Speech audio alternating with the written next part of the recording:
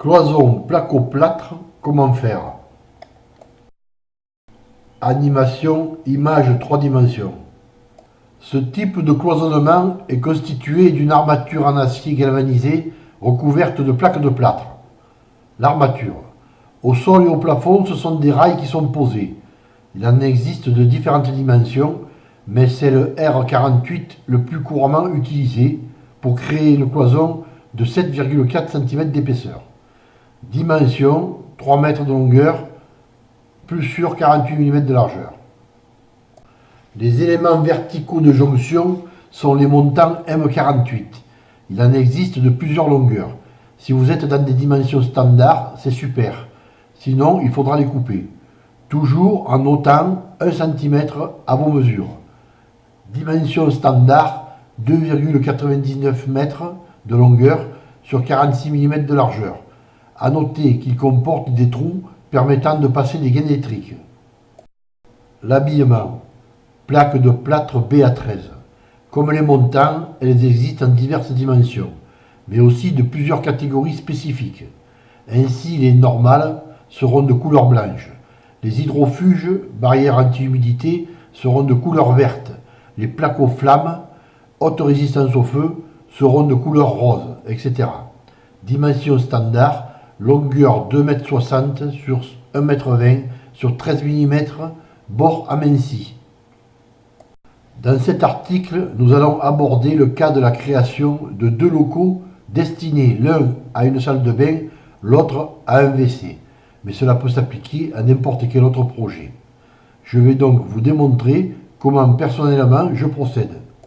Je commence donc par faire un croquis avec les cotes globales des petits locaux à créer. Je trace au sol à l'aide d'un cordex toutes ces mesures.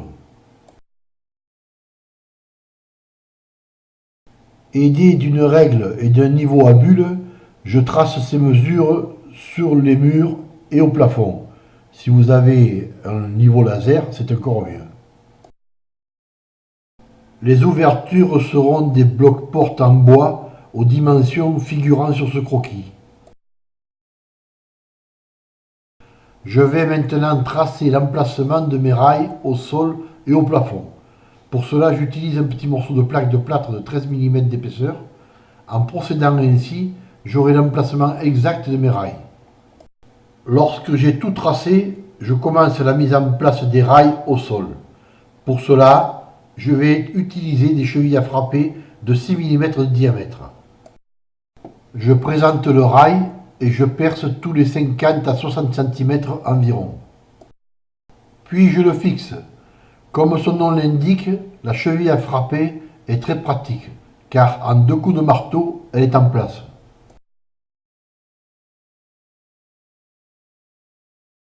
Lorsqu'il y a un angle, pour renforcer la structure, il faut placer les plaques de plâtre de cette façon. Il faudra donc, d'un côté ou de l'autre de l'angle, couper le rail à 2 cm de moins que la longueur requise, comme ceci.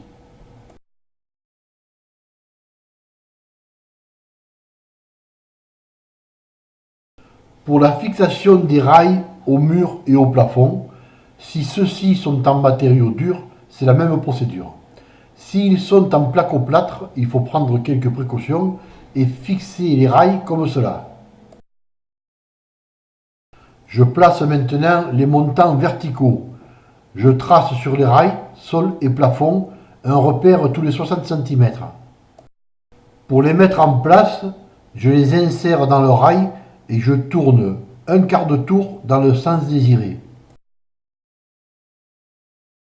À chaque marque, tous les 60 cm donc, je mets en place deux montants côte à côte en sens opposé.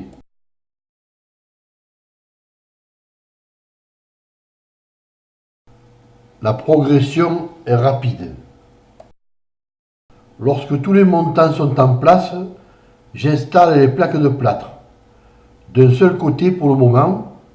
Pour les fixer, j'utilise un petit mandrin débrayable que l'on peut régler juste à la force suffisante pour faire pénétrer des vis à travers placo et montant et débrayer automatiquement afin d'éviter d'abîmer la plaque de plâtre. En ce qui me concerne, je fixe les plaques de plâtre par 8 vis placo-plâtre sur chaque côté et au milieu, en respectant l'emplacement des rails. 24 vis par plaque, certains en utilisent moins.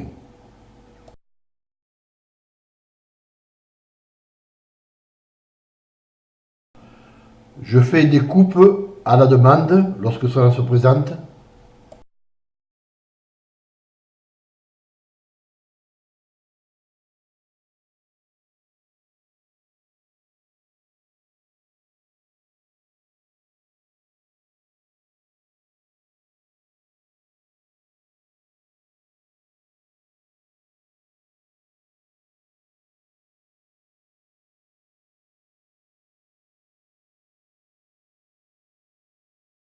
Je mets ensuite en place les blocs-portes que je fixe à travers les montants avec une bonne douzaine de vis.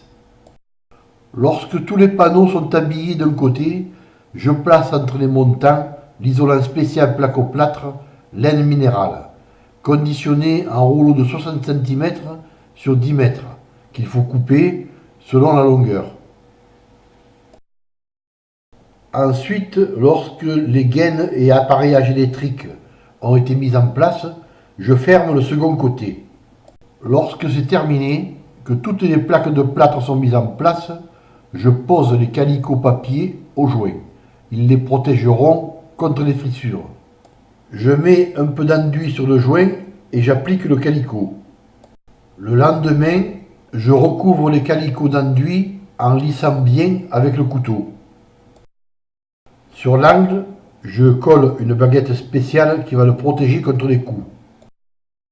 Lorsque toutes les bandes sont enduites, j'attends pour ma part 48 à 72 heures selon la période et la température du moment avant de poncer avec un papier vert très fin. Voilà, c'est terminé. C'est un travail assez rapide et pas très compliqué. Pour plus de détails, rendez-vous sur les blogs bâtir-sa-maison.net ou bien bâtir-sa-maison-overblog.com.